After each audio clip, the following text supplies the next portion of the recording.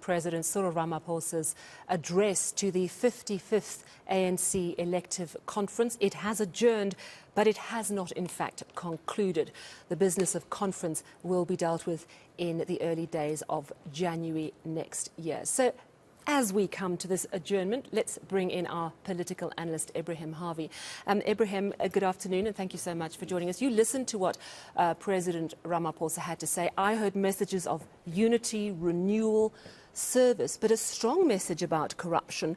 The quote that really stood out for me was, "We deal with this problem, which is corruption, or perish as an organisation." What did you make of his statement at the end there? No, I think, it's apt. The question what he says about corruption, I think, Sally, is appropriate. It's been a huge problem, and no doubt he has played a big role. He has stamped his authority, I think, especially in the past 18 months. It took long for him to really take a stand. You can see, I think, Brian Molefe and these people appearing in court and so on, bears his signature, definitely. Ramaphosa, despite all his failures, has made a big dent in combating corruption. There's no doubt about it. In fact, many people who wanted him to win the presidency felt that if he did not, this thing will not continue. The whole move now against corruption, the court cases, SIU, public protector, etc. So, but, I'll be honest with you. My problem is that Ramaphosa often makes speeches that are filled with platitudes. This is a crisis-ridden moment like you've never seen, Sally. Joburg is falling apart. The city everywhere, we're in the worst infrastructural crisis in the entire history of this country. Forget about post-apartheid. The roads are in the worst. Right now, isn't it ironical that the ANC has this conference and we're in the middle of load shedding?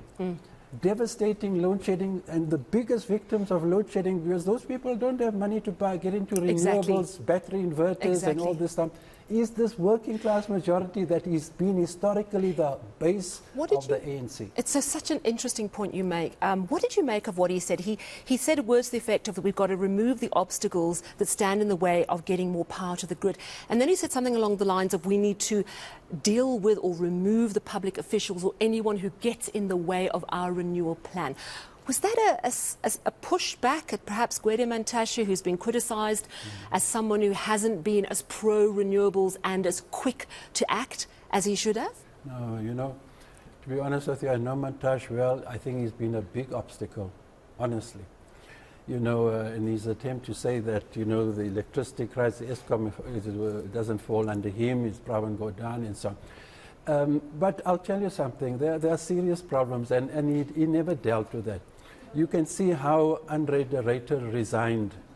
Nobody came to his defense, nobody. In fact, I think it's primarily because after he was attacked ludicrously by Mantashe and accused of treason and stuff like that, you would have thought that Ramaphosa and Pravin Gordhan would have came to the defense of, in some way, they didn't, and apparently that was the primary reason why he decided reluctantly to tender his resignation.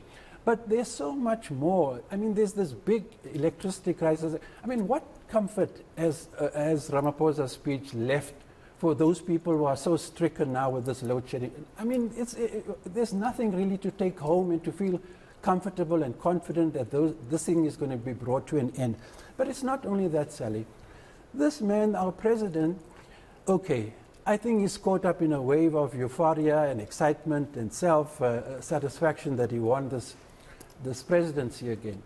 But right now, I mean, you remember he's also got this Pala Gate issue that's now with the Constitutional Court because he appealed this matter, so it's going to the Constitutional Court. Then on top of it, the panel's report was rejected in Parliament. I mean, Ebrahim Harvey ludicrously threatening ANC MPs if they don't vote against the report, etc.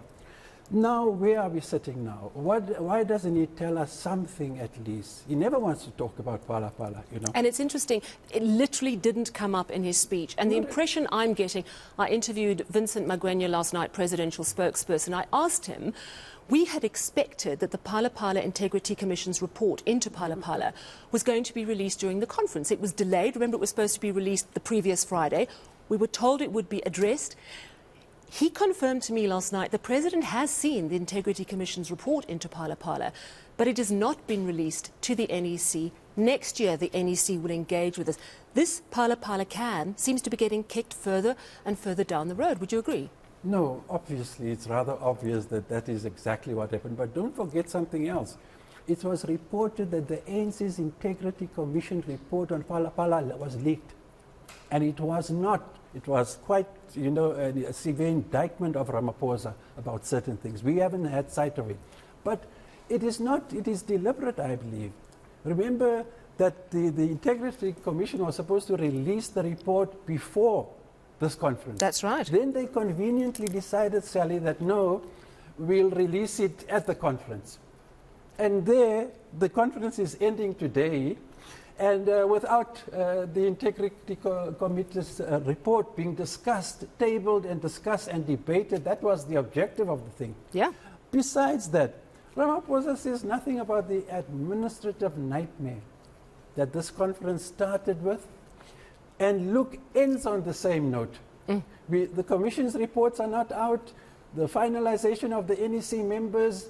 So he was supposed to deliver his final speech after the reports of the Commission and the final list of the NEC members. We don't know who they are, and it's critically important.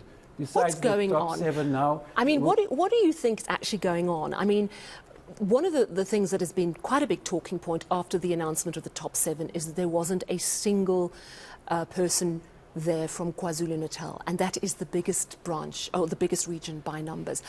Do you think that the NEC is going to see a lot of people from KwaZulu-Natal, which has been very open that it did not support a second term for Ramaphosa? Yeah, no, man, that is a glaring omission. And you know, Sally, it's the second time that KwaZulu-Natal doesn't have anybody. It happened in 2017. It's happening now again. Nobody from KZN in now the top 7, you know, at all.